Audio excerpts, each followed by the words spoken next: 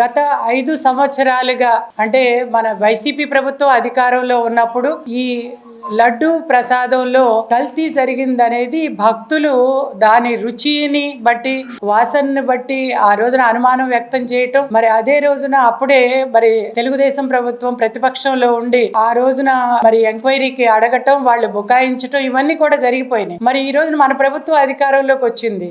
ఆ రోజు ఎన్డీడీబీ నివేదికల్లో కల్తీ అయితే జరిగింది అనే దాని మీద చంద్రబాబు నాయుడు గారు మాట్లాడినప్పుడు మరి వీళ్ళు పూర్తిగా అబద్ధాలు వల్లివేస్తారు. అటు ఎన్డీడీబీ నివేదికలో గాని అదే విధంగా సిట్ నివేదిక 100% కల్తీ అనేది జరిగింది. అది ఒక కెమికల్స్ తో కూడిన, అసలు నెయ్యి అనేది పాల నుంచి తీసిన నెయ్యే కాదు, కెమికల్స్ తో కూడిన నెయ్యి అని చెప్పి ఈ రోజున మరి సిట్ నివేదికని కూడా వీళ్ళు అబద్ధంగా మలిచి అసలు జగన్మోహన్ రెడ్డి గారు అసలు కల్తీనే జరగలేదు అనేసారు. కానీ మాజీ టీటీడీ చైర్మన్ సుబ్బారెడ్డి గారు మాత్రం కల్తీ జరిగింది, అయితే మీరు అన్నట్టుగా జంతుకో కాదు కదా కలిసింది కెమికల్స్ అన్నారు. మరి అవి ప్రమాదకరమైన కెమికల్స్ అని చెప్పి తేల్చి చెప్పింది సిట్ నివేదిక.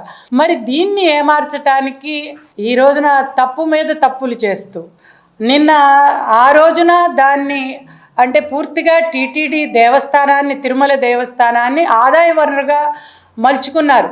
ఆ రోజున పరకామణి విదేశీ కరెన్సీని దొంగతనం చేయటంలో కానివ్వండి, అదేవిధంగా మరి లడ్డు ప్రసాదంలో కల్తీ చేయటం ద్వారా 250 కోట్లు అనేది నష్టం జరిగిందనేది సిట్ తేల్చి చెప్పింది. ఈ రకంగా ఎక్కడ అవసరమైతే అక్కడ అన్ని రకాలుగా ఆదాయ వనరుగా వీళ్ళు మలుచుకున్నారు. మరి హిందూ దేవాలయాల మీద దాడులు విపరీతంగా చేశారు, 300 పైగా దేవాలయాల మీద.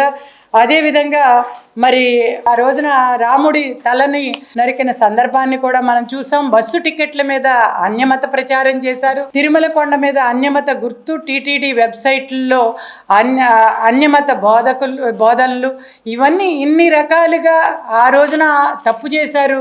అది చాలక ఈ రోజున రాజకీయంగా ప్లే కార్డ్స్ని తీసుకుని శాసన మండలిలో ప్రజా సమస్యల్ని చర్చించాల్సిన చోట ఈ రోజున అక్కడికి ప్లే కార్డుల ద్వారా వెంకటేశ్వర స్వామి ఆ దేవదేవుని ఫోటోను తీసుకురావటమే కాకుండా మరి చెప్పులు బూట్లు కాళ్లతో ఏమాత్రం మన సంస్కృతి సాంప్రదాయాల్ని గౌరవించేటట్లుగా లేకుండా హిందువుల మనోభావాలను దెబ్బతీసే విధంగా రావటం, అక్కడ దాన్ని విసిరి కొట్టడం, అక్కడ కుర్చీల మీద విసిరి కొట్టడం, ఇవన్నీ కూడా చూస్తే వీళ్ళకి అసలు మత మీద గౌరవం లేదు, దేవుడి మీద గౌరవం లేదు, భక్తి లేదు, మరి ధార్మికత లేదు, ధర్మం లేదు. వీళ్ళకి చూస్తే నిజంగా అసలు దేని మీద కూడా గౌరవం ఉన్నట్లు కనిపించదు. మరి ఆ రోజున దాన్ని డబ్బు సంపాదన కోసం వాడుకున్నారు, ఈ రోజున రాజకీయం కోసం దేవుణ్ణి అడ్డు పెట్టుకుంటున్నారు. మరి ఈ రోజున దేవుడితో పెట్టుకుంటే అంటే అది ఒక హిందూ మతమే కాదు, ఏ దేవుడితో పెట్టుకున్న పర్యవసానాలు ఎలా ఉంటాయి అనేది మనకి చరిత్ర చాలా చెప్తా ఉంది. మనం 36 సంవత్సరాల క్రితం, 40 ఏళ్ల క్రితమే ఆ రోజున అమృత్సర్లో స్వర్ణ దేవాలయం మీదకి ఆ రోజున మరి సిక్కుల పవిత్రగా తలిచే ఆపరేషన్ బ్లూ స్టార్ తీవ్రవాదుల కోసం అని చెప్పి అయినా సరే ప్రభుత్వం వాళ్ళని పంపించినప్పుడు దానికి వాళ్ళు చాలా పవిత్రంగా భావిస్తారు. ఆ తర్వాత పర్యవసానాలు అందరికీ కూడా గుర్తుండే ఉంటాయి. ఆపరేషన్ బ్లూ స్టార్ అనగానే ప్రతి ఒక్కరికి కూడా గుర్తొస్తుంది. మరి అమృత్సర్ దేవాలయం మీద, సిక్కులు పవిత్రంగా కొలిచే దేవాలయం మీద ఆ రోజున మరి వచ్చినప్పుడు తర్వాత పర్యవసానాలు గుర్తుకు తెచ్చుకుంటే చాలా భయంకరంగా ఉంటాయి. కాబట్టి ఎప్పుడైనా మత విశ్వాసాలని మనం గౌరవించాల్సిన పరిస్థితి ఉంది. అది ఏ మతమైనా సరే, క్రిస్టియన్ మతమైనా, సిక్కులు అయినా, హిందువులైనా. అటువంటిది మొదటి నుంచి కూడా మరి జగన్మోహన్ రెడ్డి గారికి హిందూ మతం అంటే చాలా చులకన భావం. అది చాలా చోట్ల ఆయన ప్రభుత్వం అధికారంలో ఉన్నప్పుడు మనం చాలాసార్లు గమనించటం జరిగింది. హిందువులు ఏదైతే ఒక సంస్కృతిగా సాంప్రదాయంగా భావించారో అవి ఏనాడు కూడా అతను వాటిని అమలు చేసిన సందర్భాలు లేవు. మనం శ్రీవారి ఆలయంలో ఎప్పుడైనా శ్రీవారి నామస్మరణ తప్ప మరొక్క మాట కూడా వినిపించదు. అటువంటిది ఆ పవిత్ర ప్రదేశంలో జగన్మోహన్ రెడ్డి తన పిన్ని చేత జగన్ రెడ్డి రక్షక గోవింద అంటే మనం దేవుణ్ణి గోవింద గోవింద అని మనం పిలుచుకుంటాం. అటువంటిది జగన్ రెడ్డి రక్షణ గోవింద అని చెప్పి ఆవిడతో అనిపించారంటే అసలు ఎంత ధైర్యం! అంటే ఒక మతం అంటే మత విశ్వాసాలంటే ఆయనకి నమ్మకం లేకపోతే అమృత్సర్లో ఏమైందో గుర్తుకు తెచ్చుకోండి. మరి ఇవాళ భగవంతుడు నోరిప్పి మాట్లాడ్డు కదా అని చెప్పి మీరు భావించొద్దు. ఈ గతంలో కూడా మనం చూసాం, నోటికొచ్చినట్లు మాట్లాడిన 7 కొండలు ఎందుకు 2 కొండలు చాలా అన్న వాళ్ళని ఏం చేశారో కూడా మనం చూసాం.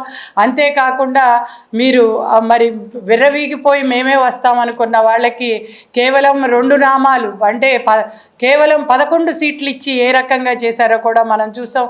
కాబట్టి మనం ఈ రోజున ఏ దేవుణ్ణి కూడా చంద్రబాబు నాయుడు గారు మరి అన్ని మతాలని అన్ని కులాలని అందరం కలిసి సహోదర భావంతో ఏదైతే మన భారతదేశ సాంప్రదాయం ఉందో అందరం కలిసి ముందుకెళ్దామని మాట్లాడతారు తప్ప ఏ ఒక్కటి మరి అది మన చంద్రబాబు నాయుడు గారి గొప్పతనం, మరి తెలుగుదేశం గొప్పతనం. ముఖ్యంగా ఈ రోజున కూటమి మనం కూటమిగా ఏర్పడి జనసేన, బీజేపీ, తెలుగుదేశం మనం ఒక పవిత్ర ప్రాంతంగా ఒక అసెంబ్లీని శాసన మండలిని మనం కొలుచుకుంటాం, మా దేవుణ్ణి కొలుచుకుంటాం. అటువంటిది అందరం గౌరవించే మత విశ్వాసాలని గౌరవించాల్సిందిగా కోరుకుంటూ మీకోసం కూడా అంటే మీరు కూడా బాగుండాలని ప్రజలందరిలో మీరు ఉన్నారనే మేము భావిస్తూ మిమ్మల్ని కూడా దేవదేవుడు క్షమించాలని చెప్పి మీకు ఎలాంటి అపాయం కూడా జరగకూడదని చెప్పి మేము గుడుల్లో మీ తరఫున కూడా మేము ప్రక్షాళన చేసి గుడులన్నీ కూడా ఈ రోజున శుభ్రంగా శుభ్రపరిచి ఇప్పటికే చాలా కార్యక్రమాలు చేసాం. ఇప్పటికైనా మీరు కూడా బుద్ధి తెచ్చుకుని ఆ దేవదేవుని క్షమాపణ వేడుకోండి, మత విశ్వాసాలను గౌరవించండి, అన్ని మతాలతో అన్ని కులాలతో మన దేశ సాంప్రదాయాన్ని ముందుకు తీసుకెళ్దామని చెప్పి ఈ సందర్భంగా కోరుకుంటున్నాం. Please subscribe to Leo news for more videos.